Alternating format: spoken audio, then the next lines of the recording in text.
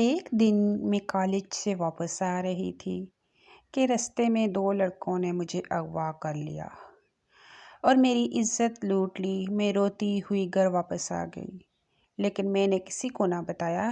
2 مہینے بعد میری شادی ہو گئی۔ تو شادی کی رات میں ڈر کے مارے کانپ رہی تھی۔ جیسے ہی میرے شوہر نے میرا گھونگھٹ اٹھایا تو میرے منہ سے چیخ نکل گئی، کیونکہ میں دلہن بن کر کمرے میں پہنچی تو خود سے میرا دل باہر ہونے کو کر رہا تھا۔ نکاح سے لے کر آج رخصتی تک مجھے ایک ہی خوف تھا کہ میرا شوہر میری سچائی نہ جان لے۔ سہم سہم کر میرے وقت گزر رہا تھا، اور اب وہ گھڑی آ گئی تھی جب میرا سامنا اپنے شوہر سے ہونا تھا، اور میرا دل بری طرح لرز رہا تھا کہ اگر اس نے میری سچائی جان لی تو کیا ہوگا۔ وہ سچائی تو دنیا والے تو ایک طرف، میں اپنے گھر والوں سے بھی چھپا گئی تھی۔ دروازہ کھلنے کی آواز پر میرا جسم کپ کپانے لگا۔ میرا شوہر چلتا ہوا میرے پاس آیا اور مجھے دیکھنے لگا۔ مجھے اس کے یوں دیکھنے سے بھی خوف آ رہا تھا۔ میرا شوہر میرے سامنے بیٹھا اور میرا گھونگھٹ اٹھا دیا۔ میں اس وقت باقی دلہنوں کی طرح شرمانے کی بجائے خوف سے کپ کپا رہی تھی۔ میرا شوہر میری تعریف کرنے لگا اور میرا دماغ سن ہو رہا تھا، حالانکہ میرے شوہر نے مجھے پہلے بھی دیکھا ہوا تھا۔ ہمارا نکاح شادی سے 2 ماہ پہلے ہی ہو چکا تھا، بس رخصتی 2 ماہ بعد طے پائی تھی۔ نکاح کے وقت میرے دل میں بھی باقی لڑکیوں کی طرح بہت سے ارمان تھے، اور میں شرمائی ہوئی سی سب کی چھیڑ چھاڑ سنتی رہی تھی۔ اپنے شوہر کی میں نے تب بس ایک ہی جھلک دیکھی تھی، اور میرا دل دھڑک رہا تھا۔ حالات وہی رہتے تو یقیناً میں بھی آج شرماتے ہوئے دھڑکتے دل سے یہ تعریفیں وصول کر رہی ہوتی، مگر 1.5 ماہ پہلے جو میرے ساتھ حادثہ پیش آیا، اس نے میری ہستی ہلا دی تھی۔ میرا دل دنیا سے اور جینے سے اٹھ ہی گیا تھا۔ میں ہر پل خوف کے حصار میں گزارتی آج یہاں پہنچی تھی، اور آج جب میں پورے حق سے ان کے پاس آئی تھی تو خوف سے میرا دل رک رہا تھا۔ میرے شوہر مجھ سے باتیں کر رہے تھے، اور مجھے ان کی نظریں عجیب کھوجتی ہوئی محسوس ہو رہی تھی۔ باتیں کرتے ہوئے ان کی نظر میرے وجود پر پڑی تو وہ واضح ٹھکے تھے۔ میں ان کے ٹھٹکنے پر سہم گئی تھی۔ انہوں نے مجھے غور سے دیکھتے ہوئے بہت عجیب سی بات کہہ دی، جس نے مجھے پھر سے سولی پر لٹکا دیا تھا۔ مجھے لگا انہیں میرا راز پتہ چل گیا ہے۔ وہ میری حقیقت جو میں ان سے چھپا رہی تھی شاید وہ جان گئے تھے، مگر مجھے تب حیرت ہوئی جب انہوں نے سر جھٹک دیا اور کہا کہ میں تھک گیا ہوں، اور یقیناً تم بھی تھک گئی ہوگی، تو کپڑے بدل کر سو جاؤ۔ مجھے ہدایت دیتے ہی وہ سو گئے تھے، اور میں اپنی جگہ ساکت سی بیٹھی رہ گئی۔ عجیب انسان تھا، اس نے مجھے چھوا ہی نہیں۔ مجھے اس بات پر پریشانی ہو رہی تھی، اور میرا دل مزید بھاری ہونے لگا تھا۔ میں کپڑے بدلتی لیٹ گئی، مگر میرے دماغ میں یہ بات جاری تھی کہ پہلی ہی رات میرے شوہر نے مجھے چھونے کی بجائے ادھر ادھر کی باتیں کر کے سونے کا کہہ دیا۔ پوری رات میں اسی پریشانی اور خوف سے سو نہیں پائی تھی۔ اگلے روز ولیمہ تھا، اور میں بمشکل اپنے چہرے پر مسکراہٹ سجائی بیٹھی رہی۔ آج پھر میری سب نے بہت تعریف کی۔ بلا شبہ میں بہت خوبصورت لڑکی تھی۔ پھر شادی کے ہار سنگار نے میرے حسن میں اضافہ بھی کر دیا تھا۔ مجھے یقین تھا آج میرے شوہر مجھے دیکھ کر خود کو حق جتانے سے باز نہیں رکھ پائیں گے۔ میں ڈری ہوئی تھی، مگر میں چاہتی تھی کہ وہ مجھے سراہیں اور اپنا حق وصول کریں۔ اس رات مجھے زیادہ انتظار نہیں کرنا پڑا تھا۔ شوہر کمرے میں آئے اور ان کا مزاج بھی بہت اچھا ہو رہا تھا۔ مجھے تھوڑا بہت ڈر بھی لگ رہا تھا، مگر میں منتظر بھی تھی۔ لیکن اس وقت مجھے شدید دھچکا لگا جب میرے شوہر نے ولیمے کی رات بھی یہاں وہاں کی باتیں کر کے سونے کو کہا، اور خود بھی سو گئے۔ میں صدمے میں گری بیٹھی تھی۔ کیا مجھ میں اتنی کشش بھی نہیں تھی کہ میرا شوہر میری طرف متوجہ ہوتا؟ میرا دل بری طرح ڈوب رہا تھا۔ میری حالت عجیب سی ہونے لگی۔ پہلے ہی میرے اعصاب پر خوف سوار تھا کہ کہیں میرے شوہر پر میری حقیقت نہ کھل جائے۔ اوپر سے میرے شوہر کا عجیب رویہ مجھے بوکھلاہٹ میں مبتلا کر رہا تھا۔ اور پھر اسی پر بس نہیں ہوا تھا۔ میرے شوہر بہت اچھے انسان تھے، اس سے بہت پیار سے پیش آتے، مگر انہوں نے پورا مہینہ گزار دیا لیکن کوئی رشتے کی بنیاد نہیں رکھی تھی۔ میری نفسیات پر بہت گہرا اثر پڑ رہا تھا۔ مجھے پھر سے اپنے ساتھ ہوئے حادثے کے برے خواب راتوں کو جگانے لگے تھے۔ میری حالت دن بدن بگڑتی جا رہی تھی۔ میں ہر وقت ڈری رہتی تھی۔ تیسرا ماہ شروع ہوا تو میرے جسم کی ساخت بدلنے لگی اور مجھے یہی خوف تھا۔ میں چاہتی تھی اس وقت سے پہلے میرے شوہر سے میرا مضبوط رشتہ بن جائے، مگر ایسا نہیں ہو پایا تھا۔ اور اب یقیناً میری حقیقت کھل جاتی۔ میں مسلسل ذہنی دباؤ میں رہنے کی وجہ سے میری حالت خراب ہو رہی تھی۔ ایک دن میری طبیعت بہت زیادہ بگڑی تو میرے شوہر مجھے ڈاکٹر کے پاس لے گئے۔ ڈاکٹر نے میرا چیک اپ کر کے وہی کہا جس کا مجھے خوف تھا۔ وہ بول رہی تھی کہ میں ماں بننے والی ہوں اور میری پریگننسی کو تیسرا مہینہ شروع ہو چکا ہے، اور میں سہمی ہوئی سر ڈال کر بیٹھی تھی۔ اب یقیناً میرے شوہر مجھ سے ختم کر لیتے ہیں سارے تعلقات۔ کوئی بھی غیرت مند انسان یہی کرتا۔ میرا دل چاہا میں چیخ چیخ کر روؤں، مگر میرا وجود بالکل بے چین اور ٹھنڈا ہو رہا تھا۔ ڈاکٹر صاحب میرے شوہر کو ہدایات دے رہے تھے، مگر ذہنی دباؤ کی وجہ سے میری حالت ناساز ہے اور مجھے اچھی خوراک کے ساتھ ساتھ اچھے ماحول کی بھی ضرورت ہے۔ وہ نہیں جانتی تھی یہ میرا ناجائز بچہ ہے۔ میری آنکھوں میں 6 ماہ پہلے ہوا حادثہ کسی فلم کی طرح چل رہا تھا۔ 3 ماہ پہلے اپنے نکاح سے تقریباً 1 ماہ بعد میں ایک صبح اپنے کالج جا رہی تھی جب مجھے 2 نقاب پوش نوجوانوں نے اغوا کر لیا تھا۔ میں اس وقت ایک قدر سنسان جگہ پر تھی، اس لیے میری چیخو پکار سے بھی کوئی فائدہ نہ ہوا تھا، اور وہ لڑکے وہیں قریب کسی جگہ لے جا کر میری بے بسی کا فائدہ اٹھاتے ہی میری عزت لوٹنے لگے تھے۔ میں نے بہت فریاد کی، میں نے بہت واسطے دیے، مگر وہ بہرے ہو چکے تھے۔ میں چیخ چیخ کر رونا چاہتی تھی، مگر میری آواز دبا لی گئی تھی۔ میں کچھ نہیں دیکھ پائی تھی، نہ میں زیادہ کچھ جانتی تھی۔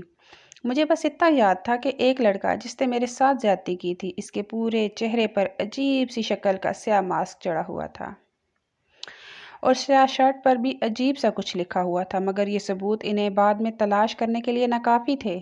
اس روز میں نیم بے ہوشی تھی۔ کچھ دیر تو وہیں پڑی رہی اور مجھے لگا کہ میں مر جاؤں گی۔ اگر نہ مری تب بھی میں اپنی جان لے لینا چاہتی تھی۔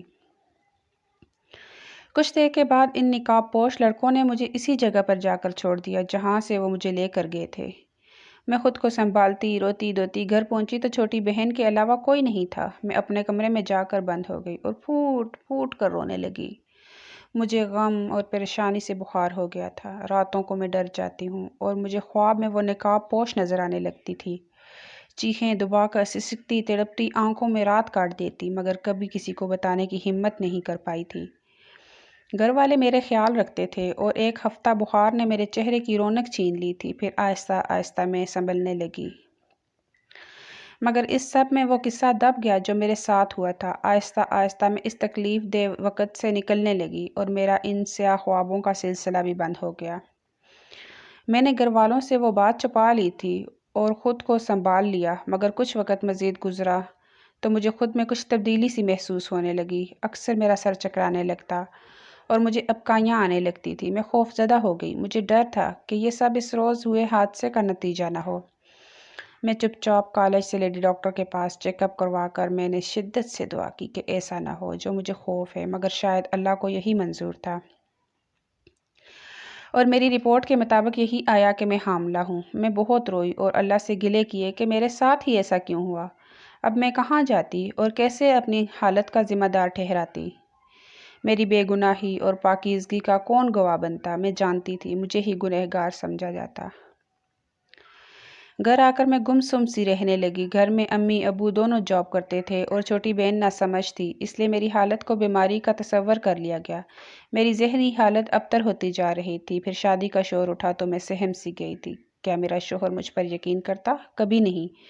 وہ مجھ سے رشتہ توڑ دیتا اور میں پورے خاندان میں بدکردار مشہور ہو جاتی۔ میں ڈر گئی تھی، اور جب شادی ہوئی تو میں نے سوچا تھا کہ شادی کے بعد شوہر سے کہہ دیتی ہوں کہ میں پریگننٹ ہوں، اور جب بچہ ہوتا تو اسے 7 ماہ کا ثابت کر کے یہ معاملہ دبا دیتی، مگر یہاں بھی قسمت نے میرا ساتھ نہیں دیا تھا۔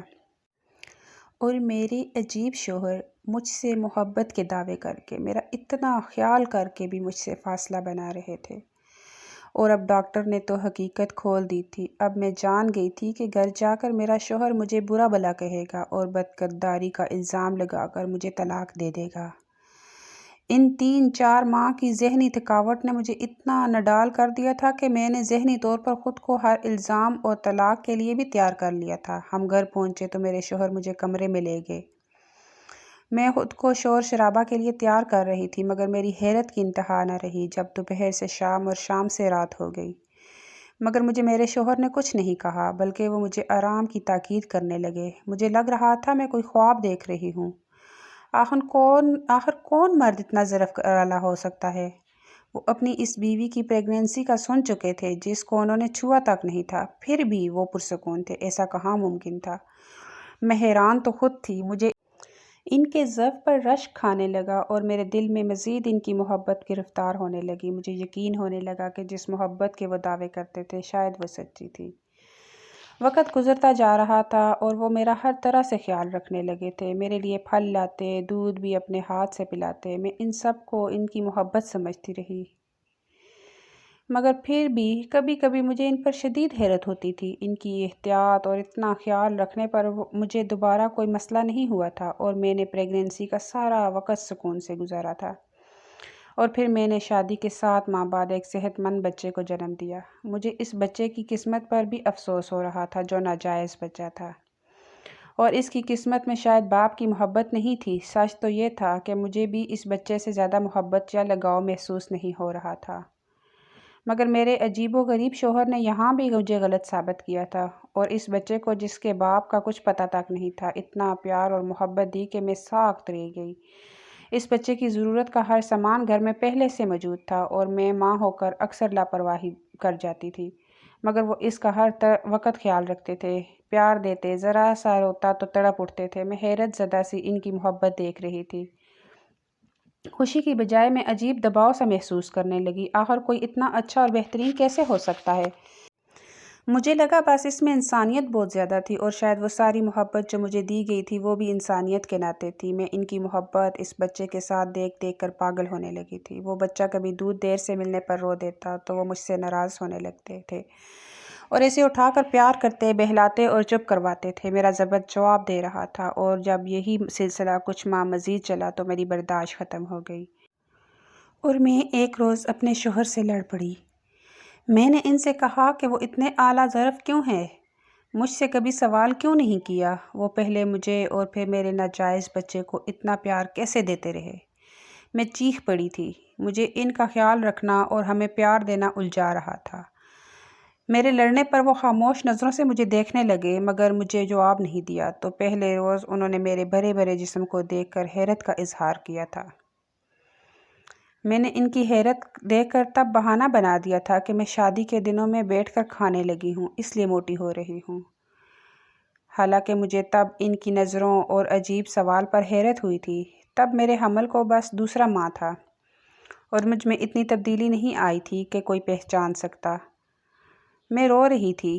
میں نے ان سے پوچھا کہ کیا انہیں پہلے روز شک نہیں ہوا تھا مجھ پر جب انہوں نے میرے جسم میں تبدیلی محسوس کی تھی؟ وہ بولے، ہاں مجھے شک ہوا تھا، مگر تم نے کچھ نہیں بتایا۔ مجھے ان کے جواب پر جھٹکا لگا، میرا سر اب چکرانے لگا تھا۔ مجھے احساس ہوا کہ میرا شوہر واقعی عجیب فطرت کے مالک ہے۔ انہیں شک ہوا اور انہوں نے سوال نہیں کیا، پوچھا نہیں کہ ایسا کیوں اور کب ہوا، جاننے کی کوشش تک نہیں کی، یا میرے ساتھ کیا ہوا، یا پھر میں نے ہی ان کے ساتھ بے وفائی کی ہے، پوچھا کیوں نہیں۔ میرے جھگڑنے پر وہ بولے کہ میں تمہیں آج ایک حقیقت بتانا چاہتا ہوں۔ وہ سنجیدہ سے لگ رہے تھے۔ میں متوجہ ہوئی تھی، مجھے بھی اب ان کے رویے کی حقیقی وجہ جاننی تھی، اور میں اتنا تو سمجھ گئی تھی کہ کوئی ایسی بات ہے جس کی وجہ سے وہ ایسے تھے، کچھ ایسا تھا جس نے انہیں اتنا عجیب بنا دیا تھا۔ اس روز انہوں نے مجھے اپنے ماضی کی جو سچائی بتائی وہ مجھے اندر تک ہلا کر رکھ گئی تھی۔ انہوں نے بتایا کہ ان کی ماں کے ساتھ اسی طرح زیادتی ہوئی تھی، اور جب ان کی شادی ہوئی تو وہ ماں بننے والی تھی۔ انہوں نے میرے باپ کو یہ سچ نہیں بتایا، بلکہ اس سچ کو اپنے اندر دبا کر رکھا اور بیاہ کر آ گئی۔ جب شادی کے بعد میرے باپ کو یہ حقیقت پتہ چلی، بہت ہنگامہ کیا۔ انہوں نے میری ماں کو بدکرداری کے طعنے دیے اور بہت ذہنی اذیت دی۔ عجیب بات تو یہ تھی کہ وہ اپنی بیوی کو چھوڑنے کو تیار نہیں تھے، اپنی بیوی کو اپنائے رکھا، رشتہ قائم کیا، مگر اتنا ہی ظرف بڑا کر پائے، اس سے زیادہ وہ نہیں کر پائے تھے۔ حالانکہ میری ماں کے ساتھ زیادتی ہوئی تھی، ان کا کوئی قصور نہیں تھا۔ وہ میرے باپ کے طعنوں اور ڈانٹ پھٹکار سنتی رہی اور سہتی رہی۔ پھر میں پیدا ہوا۔ میں ناجائز بچہ تھا اور میرا مقام کسی جائز بچے والا نہیں تھا۔ یہاں بھی میرے باپ نے ظرف بڑا کیا اور مجھے اپنا نام دیا، مجھے گھر میں رکھا، پڑھایا لکھایا، مگر ایک فرق رہ گیا تھا، کیونکہ میں ناجائز تھا، جس کی حقیقی باپ کی کوئی خبر نہیں تھی، تو وہ مجھے اپنی ماں کے شوہر سے سگے باپ والی محبت نہیں ملی تھی۔ میرے پاس بظاہر دنیا کی ہر آزائش تھی، مگر ماں باپ کا مکمل پیار اور توجہ کبھی نہیں ملی تھی۔ پھر میرے اور بھائی بہن بھی پیدا ہوئے۔ وہ میری ماں کی جائز اولادیں تھیں، وہ میرے باپ کی سگی اولادیں تھیں، اسی لیے ان کا مقام الگ تھا، انہیں توجہ اور محبت ملی، ان کی شخصیت بہترین تھی۔ میں یہ فرق دیکھ دیکھ کر بڑا ہو رہا تھا اور میری ذات میں ایک بڑا خلا رہ گیا تھا۔ میرے اندر بہت سی برائیاں جنم لینے لگیں۔ میرے اندر عورت کے خلاف زہر بھر گیا تھا۔ میں اپنی ماں سے اکثر لڑتا تھا، جب اپنی ماں سے یہ گلہ کرتا تھا کہ جب شادی سے پہلے ان کے ساتھ زیادتی ہوئی تو انہوں نے میرے باپ کو کیوں نہیں بتایا۔ انہیں یہ چاہیے تھا کہ وہ اپنے ہونے والے شوہر کو پہلے سے سچائی بتاتی اور ان کو فیصلے کا حق دیتی۔ میری نظر میں میری ماں کے شوہر کا کوئی قصور نہیں تھا۔ میری ماں نے ان سے چھپا کر ان کے ساتھ زیادتی کی تھی، ان کے ہاتھ باندھ دیے تھے، حالانکہ اس مرد میں اتنا ضعف تھا کہ اس نے حاملہ بیوی کو اپنایا، اسے رشتہ ختم نہیں کیا، اور یہاں تک کہ اس ناجائز بیٹے کو بھی اپنا نام دیا۔ اور مرد کو اگر شادی سے پہلے حقیقت کا علم ہوتا تو وہ کبھی میری ماں کو نہ چھوڑتا، ہاں مگر بس اتنا ہوتا کہ وہ اس ظلم میں رہتا کہ یہ فیصلہ اس نے اپنی مرضی سے کیا ہے۔ اسے یہ مان ہوتا کہ میری ماں نے اس پر اعتبار کیا۔ میرے شوہر بول رہے تھے اور میں جیسے برف کی طرح بن چکی تھی، یعنی میں نے اپنے شوہر کی ماں والی قسمت پائی تھی۔ تو یہ تھا وہ ماضی جس کی وجہ سے انہوں نے شک ہونے پر بھی مجھ سے سوال نہیں کیا، بلکہ حقیقت پتہ چلی تو لڑنے یا مارنے کی بجائے دل سے اپنا لیا۔ میرے شوہر نے میری طرف دیکھا اور مجھ سے کہا کہ میرا تم سے یہی سوال ہے، تم نے مجھ سے کیوں چھپایا وہ سب؟ کیا تم اس سب میں شامل تھی؟ کیا تمہارا کسی سے ناجائز تعلق تھا؟ میں ان کے سوالات پر تڑپ اٹھی تھی۔ میں نے جلدی سے نفی میں سر ہلا کر انکار کیا اور انہیں یقین دلانے لگی کہ ایسا کچھ نہیں ہے۔ میں نے قسم کھائی اور کہا میں بے قصور ہوں، میں ان نقاب پوش نوجوانوں کو نہیں جانتی، ان کی شکل تک نہیں دیکھی، میں پاکیزہ ہوں اور میرا کبھی کسی غیر مرد سے ایسا کوئی تعلق نہیں تھا۔ میں نے اپنے دل میں اگر کسی کو رکھا تھا تو وہ میرا شوہر تھا۔ میرے یقین دلانے پر وہ بولے کہ جب ایسا تھا تو کیوں چھپایا خود کو؟ خود کیوں نہیں بتایا؟ تمہارے ساتھ تو زیادتی ہوئی تھی، تم تو خود بھی مظلوم تھی، پھر کیوں خوف زدہ تھی؟ کیا بات تھی آخر؟ کیوں میرے ماں والی بے وقوفی دہرائی؟ میں ان کے سوالات پر نہڈال سی ہو گئی۔ میں انہیں کیا بتاتی کہ عورت صرف الزام تراشی سے ڈرتی ہے، مجھے بھی یہی خوف تھا، مجھ پر یقین نہیں کیا جائے گا، میرے پاس کوئی ثبوت نہیں تھا، اور میں ان کو کیا بتاتی کہ آج کے دور میں ایسے اعلیٰ ظرف بھی تو بہت کم رہ گئے ہیں۔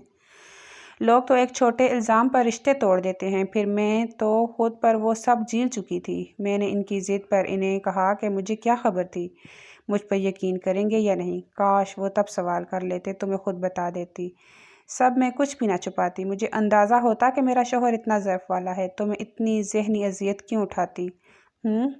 میرے رونے پر میرے شوہر نے میرے ہاتھ تھام کر مجھے کہا کہ اب یاد رکھنا، مجھے تم پر یقین ہے اور اب زیادہ مت سوچنا۔ میں نے تشکر بھری نظروں سے انہیں دیکھا، دل ان کی محبت پر خوشی سے دھڑک اٹھا تھا۔ مجھے لگا آج سب کچھ واضح ہو چکا ہے۔ مجھے لگ رہا تھا میں نے اور میرے شوہر نے اپنی اپنی ذات کا ہر پہلو اور اپنی ماضی کی ہر سچائی ایک دوسرے کو بتا دی ہے، مگر میں غلط تھی۔ ابھی تو میں بہت سی سچائیوں سے ناواقف تھی، ابھی تو میرے سر پر آسمان گرنا باقی تھے اور میں ان سب سے بے خبر خوش ہو گئی تھی۔ میری زندگی اپنے شوہر سے اچھی اور پرسکون گزرنے لگی۔ اب میرا اعتبار اپنے شوہر پر کچھ ایسے قائم ہو گیا تھا کہ میں اپنی ہر ایک بات انہیں بتانے لگی۔ میں اپنے بچے کو بھی پیار دینے لگی تھی اور کچھ عرصے بعد مجھے دوبارہ سے ماں بننے کی خوشخبری ملی تھی۔ اس دفعہ یہ فرق تھا کہ میں بھی اس خوشی کو کھل کر محسوس کر رہی تھی اور میرے شوہر کے رویے میں بھی کبھی بدلاؤ آیا ہی نہیں تھا۔ وہ اس بار بھی ویسے ہی خیال رکھ رہے تھے جیسے پہلے رکھا تھا۔ وہ مجھے زیادہ کام بھی نہیں کرنے دیتے تھے، میں ان سے چھپ کر تھوڑا بہت گھر کا کام کر لیتی ہوں، ورنہ انہوں نے کام والی رکھ دی تھی۔ ایک دن کام والی میرے بڑے بیٹے کو سنبھالے بیٹھی تھی اور میں نے سوچا کہ میں اسٹور روم سے سامان نکال لوں، وہ سارا سامان جو بڑے بیٹے کے پیدا ہونے کے بعد ضرورت پڑا تھا، اور جب وہ بڑا ہوا تو میرے شوہر نے وہ سب اسٹور میں رکھ دیا۔ مجھے اب صرف ایک ماہ باقی تھا اور میں نے سوچا کہ سامان وغیرہ اٹھا کر پہلے سے چیک کر لوں۔ میں اسٹور کی لائٹ آن کیے پرانے ایک صندوق کھول کر سارا سامان نکال رہی تھی جب مجھے ایک قدرے پرانا صندوق سب سے آخر میں ایک پرانا شاپر ملا۔ میں نے وہ بھی اٹھا کر سامان میں رکھا اور کام والی کو بلا کر وہ سارا سامان میرے کمرے میں لے جانے کو کہا۔ وہ سر ہلا کر سارا سامان اٹھانے لگی اور میرے کمرے میں جا کر بیڈ پر بیٹھ گئی اور کام والی نے وہ شاپرز لا کر میرے سامنے رکھے۔ میں سامان نکال نکال کر دیکھ رہی تھی جب میرے سامنے وہ پرانا شاپر آ گیا۔ میں نے اسے کھولا اور اس کے اندر سے جو سامان نکلا وہ میری روح فنا کر گیا۔ میں سر تا پیر کپ کپ آ گئی تھی۔ میرا دل ڈوب رہا تھا۔ میں یقین کرنے کو تیار نہیں تھی، ایسے کیسے ہو سکتا تھا؟ میرا شوہر تو ایک عظیم انسان تھا، تو پھر میرے سامنے پڑا یہ سامان، اس کی شخصیت کا کون سا پہلو تھا؟ میرے شوہر آئے تو میں نے ان کا گریبان پکڑ کر وہ سیاہ شرٹ اور سیاہ ماسک ان کے منہ پر دے مارا۔ مجھ پر آج یہ انکشاف ہوا تھا کہ میرے ساتھ زیادتی کرنے والا کوئی اور نہیں، میرا اپنا شوہر تھا۔ میں صدمے کی شدت سے چیخ رہی تھی کہ اس نے میرے ساتھ ایسا کیوں کیا، مجھے ذہنی اذیت کیوں دی؟ وہ بولی کہ تم میری نکاح میں تھی، میں نے کوئی گناہ نہیں کیا، میں بس تمہیں آزمانا چاہتا تھا، میں جاننا چاہتا تھا کہ تم مجھے سچائی بتاتی ہو یا نہیں۔ ان کی بات پر مجھے دھکا سا لگا تھا، صرف آزمانے کے لیے اس انسان نے مجھے اذیت دی۔ اپنے شوہر کی سچائی جاننے کے بعد مجھے سارا وقت یاد آیا جو میں نے ذہنی اور جسمانی اذیت میں گزارا تھا۔ اگر مجھے ان کی ساری سچائی معلوم نہ ہوتی تو میں تو ساری زندگی اسی اذیت میں رہتی۔ میرے دل میں ان کی محبت ایک دم سے ختم ہو گئی تھی۔ میرا دل کر رہا تھا میں یہ گھر چھوڑ کر کہیں چلی جاؤں اور واپس نہ آؤں۔ میں نے گھر چھوڑ کر جانے کا ارادہ کیا تو میرے بچے نے میرے قدم جکڑ لیے تھے۔ جیسے بھی تھے میں ان کی ماں تھی اور میرا وہ بچہ جس سے میں ناجائز سمجھ کر اسے صحیح بچوں کی طرح اس کا حق اور اس کی محبت بھی نہ دے سکی۔ اب تک مجھے اس کا دکھ ہو رہا تھا، اس بچے نے اب تک ناجائز ہی وقت گزارا تھا۔ مجھے شوہر سے شدید نفرت محسوس ہو رہی تھی لیکن میرے پاس واپسی کا کوئی راستہ نہیں تھا۔ وہ نفسیاتی مریض تھا اور کچھ بھی اس کے اوپر جو گزری، جس طرح اس کا بچپن گزرا، ان سب حالات میں اسے ذہنی مریض بنا دیا۔ میں ان کے بچپن کے حالات کو سوچ رہی تھی، اگر میں ان حالات سے گزرتی تو شاید میں بھی اسی طرح ذہنی مریض بن جاتی، کیونکہ جب سے میرے ساتھ وہ حادثہ ہوا تھا تب سے میرے ذہنی مریض بننے میں کوئی شک نہیں تھا۔ اگر مجھے حقیقت معلوم نہ ہو جاتی، آج میں رو رہی تھی، بہت رو رہی تھی۔ میں جسے اعلیٰ ظرف سمجھتی رہی، میری بربادی کا ذمہ دار وہ خود تھا، اور میں اس سے بھی پہلے کی طرح بے بس تھی اور اس کے ساتھ رہنے پر مجبور تھی کیونکہ میں اس کے بچوں کی ماں تھی اور اپنے بچوں کو چھوڑ کر میں ان کے باپ جیسا نہیں بننا چاہتی تھی۔ تو دوستو، یہ تھی ہماری آج کی کہانی۔ امید ہے آپ کو آج کی کہانی پسند آئی ہوگی۔ کہانی اچھی لگے تو اسے لائک اور شیئر ضرور کیجیے گا۔ چینل کو سبسکرائب کر دیں، ویڈیو کو لائک کر دیں۔ Thanks for watching.